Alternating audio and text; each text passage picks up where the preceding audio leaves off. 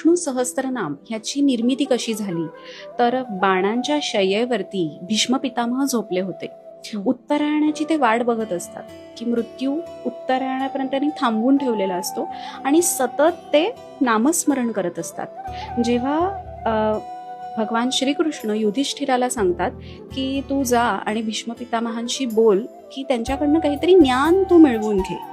आणि म्हणून युधिष्ठिर जाऊन त्यांना विचारतो की असं कोणता आराध्य दैवत आहे की ज्याची मी भक्ती केली, ज्याची मी पूजा केली तर माझ्या मनामध्ये शांतता निर्माण होईल. आणि मग तेव्हा ते हे विष्णू स्तुती सांगतात. हा त्या श्लोकाचा अर्थ आहे की यस्य स्मरण मात्रेण, ज्याच्या स्मरणाने सुद्धा विमुच्यते नमस्तस्मै विष्णवे प्रभ विष्णवे. यस्य स्मरण मात्रेण जन्म संसार बंधनात, म्हणजे मी जन्म घेणं मृत्यू ह्या सर्कलमधनं मी बाहेर कसा पडेल, म्हणजे मोक्ष प्राप्ती करण्यासाठी मला कोणाची आराधना करायला पाहिजे तर विष्णू, की जे आपले पालन करत आहेत. असा उल्लेख आहे की ही विष्णूची जी 1000 नावं आहेत ना याच्यात, विष्णू सहस्त्रनाम म्हणजे काय तर विष्णूची 1000 नावं. सोपं आहे. पण ही 1000 नावं आपण जेव्हा घेतो, जे आपण उच्चार करतो ते किंवा आपण ऐकूनही तेवढाच फायदा होतो